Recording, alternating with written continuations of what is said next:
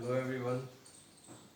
Today I am going to start the first chapter from class 8 and it is force and pressure. So just before starting the force and pressure, we should know about the term physical quantity. What is a physical quantity? All those things that can be measured, it is called physical quantity. दुनिया में हर वो चीज़ जिसको हम major कर सकते हैं वो क्या कहलाते हैं? Physical quantity. आपने प्रीवियस क्लासेस में बहुत सारे ऐसे क्वांटिटी के बारे में पढ़ा होगा, जैसे हमारा लेंथ है, डिस्टेंस है, मास है, इसके अलावा टाइम है, इसके अलावा वॉल्यूम, डेंसिटी, ये सारे के सारे चीज़ जो हैं वो मेजरेबल हैं. और जो चीज़ इस दुनिया में मेजर हो सकता है उसको हम क्या कहते हैं? फिजिकल क्वांटिटी कहते हैं. क्योंकि पढ़ाना तो हमें फोर्स एंड प्रेशर, लेकिन इसका बहुत ही ज़रूरत होता है, इसलिए पहला टर्म हमारा होगा physical quantity. I have already mention 5 topic. You have to note down it and write it about all of these topics. So student, be careful and you have to write or mention these terms in your notebook one by one. I have already learned physical quantity. The next topic is force. What do you mean by the term force?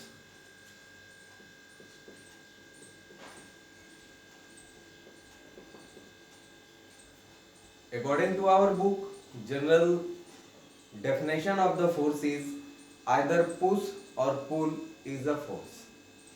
लेकिन केवल यह कह देना कि किसी चीज़ को खींचना या धकेलना ये एक फोर्स है, ये सही नहीं होगा. And I think it is not a appropriate definition of the force.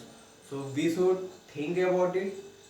For according to the effect of force, we are able to define the force. Suppose करो कि अगर हमने कभी किसी ऑब्जेक्ट पे फोर्स अप्लाई किया है तो वो क्या क्या इफेक्ट शो कर सकता है. अगर मान लो हम किसी ऑब्जेक्ट के ऊपर फोर्स अप्लाई करते हैं तो वो अपना पोजीशन चेंज कर सकता है. हम चाहें तो उसके स्टेट को चेंज कर सकते हैं. जस्ट लाइक रेस्ट में अगर कोई ऑब्जेक्ट है तो फोर्स अप्लाई करेंगे तो शायद वो ऑब्जेक्ट मोशन में आएगा. कोई मोशन में है तो after applying the force we are able to increase और decrease the speed of the body. हम अगर चाहें तो किसी ऑब्जेक्ट पे फोर्स अप्लाई करने के बाद अगर बॉडी खुद मोशन में है तो हम उसके मोशन को इंक्रीज भी कर सकते हैं और डिक्रीज भी कर सकते हैं. And we are also able to make the body from motion to rest, as well as we are also able to the change the direction of the body. It means कि अगर कोई body particular किसी एक direction में move कर रहा है तो हम लोग कुछ फोर्स अप्लाई करने के बाद उसके डायरेक्शन को चेंज कर सकते हैं. इन सभी के अलावा फोर्स जो है वो एक और भी चीज है जिसको वो चेंज कर सकता है. It is configuration. कन्फिगरेशन का मतलब क्या होता है? तो कन्फिगरेशन का मतलब होता है शेप एंड साइज. आप लोगों ने देखा होगा कि बहुत सारे ऐसे चीजें हैं just like a rubber band. whenever we will apply the force we are able to change the shape of the rubber band, rubber ball. We are able to change the shape of the rubber ball, as well as we are also able to change the size of rubber band by applying some forces. One more example, that is spring. आपने देखा होगा कि बहुत सारे spring को अगर हम press करते हैं, कंप्रेस करते हैं तो वो बहुत स्मॉल एरिया में एडजस्ट हो जाता है. अगर हम उसे इलोंगेट करते हैं तो वो क्या होता है कि अपने रियल ओरिजिनल शेप से बड़ा दिख सकता है. So everyone, according to effect of the force, now we will define the force. Force, what do you mean by the term force? It is a physical quantity. It is a physical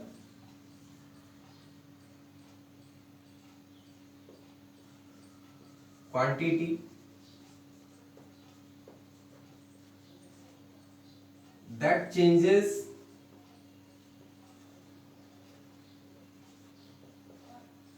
or tends to change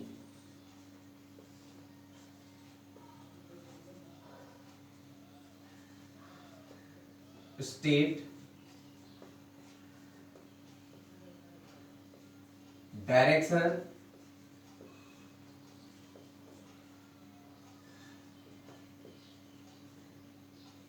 and configuration of body.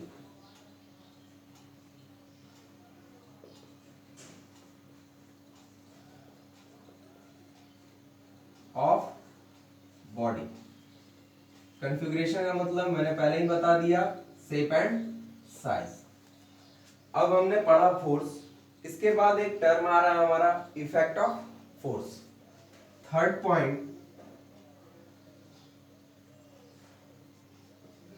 Effect of force.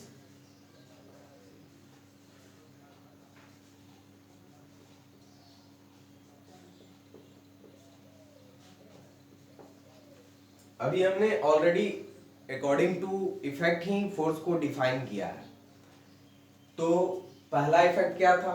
It can change the state. It can change the state. It means if a body either in rest by applying some forces we are able to make the body from rest to motion, motion to rest, as well as increase or decrease the speed of the body. So write it one by one.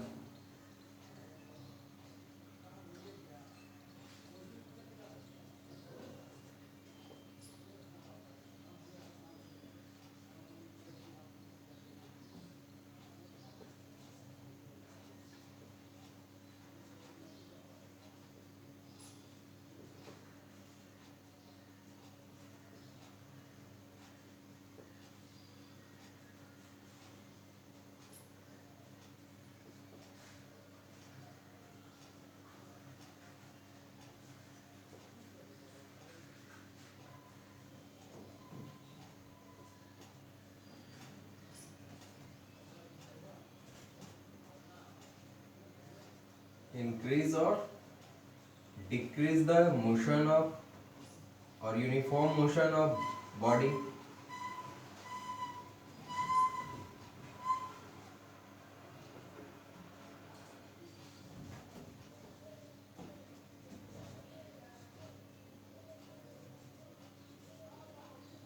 Third is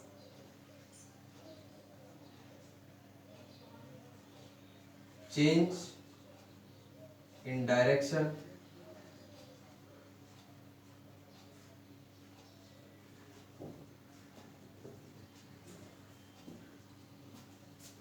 And apart of this, the fourth is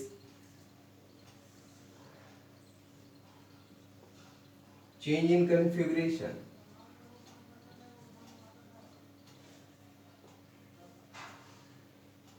Or shape and size. Shape and